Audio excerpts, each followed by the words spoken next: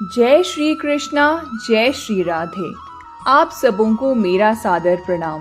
श्रीमद् भगवद गीता के 21वें दिन के पाठ में आपका स्वागत है। आइए शुरू करते हैं।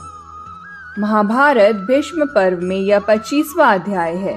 इसके आरंभ में धृतराष्ट्र संजय से प्रश्न करते हैं। धृतराष्ट्र उवाच, धर्मक्षेत्रे कुरुक्षेत्रे संवेतायुत्सवः मामका पांडवाश्चैव किम कुर्वत संजय। धृतराष्ट्र बोले, हे संजय, धर्म भूमि कुरुक्षेत्र में एकत्रित युद्ध की इच्छा वाले मेरे और पांडु के पुत्रों ने क्या किया। प्रश्न, कुरुक्षेत्र किस स्थान का नाम है और उसे धर्म क्षेत्र क्यों कहा जाता है। उत्तर, महाभारत वन पर्व के 83वें अध्याय में और शल्य पर्व के 53वें अध्याय में कुरुक्षेत्र के महात्म्य का विशेष वर्णन मिलता है।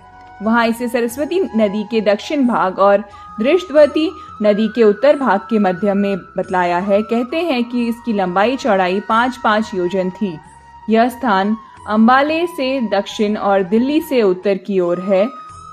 उस समय भी कुरुक्षेत्र नामक स्थान वही है। इसका एक नाम समंत पंचक भी है।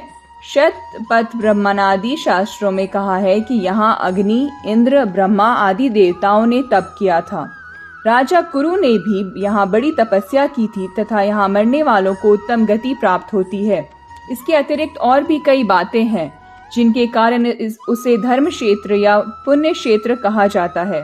प्रश्न, धृतराष्ट्र ने माम का पद का प्रयोग किनके लिए किया है और पांडवा का किनके लिए, और उनके साथ संवेता और युत्सव विशेषण लगाकर जो किम अकुर्वत कहा है उसका क्या तात्पर्य है।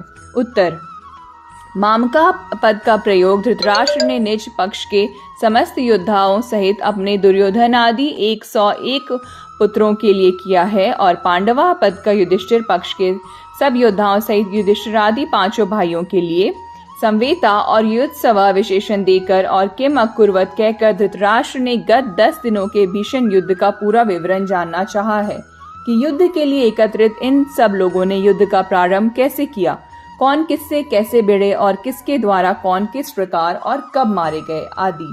भीष्म पितामह के गिरने तक भीषण युद्ध का समाचार धृतराष्ट्र सुन ही चुके हैं, इसलिए उनके प्रश्न का यह तात्पर्य नहीं हो सकता कि उन्हें अभी युद्ध की कुछ भी खबर नहीं है और वे यह जानना चाहते हैं कि क्या धर्म क्षेत्र के प्रभाव से मेरे पुत्रों की बुद्धि सुधर गई और उन्होंने पांडवों का स्वत्व देकर युद्ध नहीं किया, अथवा क्या धर्मराज युधिष्ठिर ही धर्म क्षेत्र के प्रभाव से प्रभावित होकर युद्ध से निवृत्त हो गए, या अब तक दोनों सेनाएं खड़ी ही हैं, युद्ध हुआ ही नहीं और यदि हुआ तो उसका परिणाम क्या हुआ इत्यादि। धृतराष्ट्र के पूछने पर संजय कहते हैं। संजय उवाच, दृष्ट्वा तु पांडवानीकं व्युढं दुर्योधनस्तदा आचार्यमुपसंजय राजा वचन मब्रवीत। संजय बोले, उस समय राजा दुर्योधन ने व्यूह रचना युक्त पांडवों की सेना को देखकर और द्रोणाचार्य के पास जाकर यह वचन कहा। प्रश्न, दुर्योधन को राजा कहने का क्या अभिप्राय है। उत्तर, संजय के द्वारा दुर्योधन को राजा कहे जाने में कई भाव हो सकते हैं। दुर्योधन बड़े वीर और राजनीतिज्ञ थे तथा शासन का समस्त कार्य दुर्योधन ही करते थे। संत सभी को आदर दिया करते हैं और संजय संत स्वभाव के थे।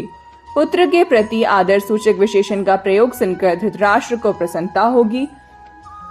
प्रश्न, व्यूह रचना युक्त पांडव सेना को देखकर दुर्योधन आचार्य द्रोण के पास गए, इसका क्या भाव है। उत्तर, भाव यह है कि पांडव सेना की व्यूह रचना इतने विचित्र ढंग से की गई थी कि उसको देखकर दुर्योधन चकित हो गए और अधीर होकर स्वयं उसकी सूचना देने के लिए द्रोणाचार्य के पास दौड़े गए।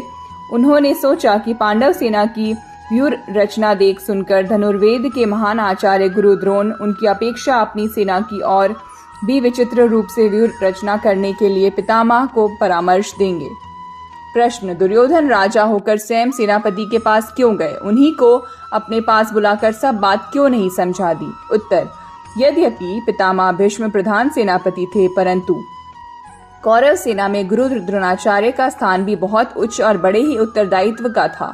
सेना में जिन प्रमुख योद्धाओं की जहां नियुक्ति होती है, यदि वे वहां से हट जाते हैं तो सैनिक व्यवस्था में बड़ी गड़बड़ी मच जाती है। इसलिए द्रोणाचार्य को अपने स्थान से न हटकर दुर्योधन ने ही उनके पास जाना उचित समझा।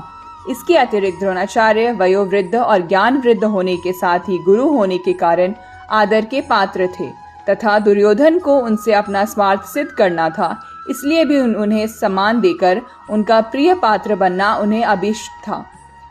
पारमार्थिक दृष्टि से तो सबसे नम्रतापूर्ण सम्मानयुक्त व्यवहार करना कर्तव्य ही है। राजनीति में अपना काम निकालने के लिए दूसरों का आदर किया करते हैं।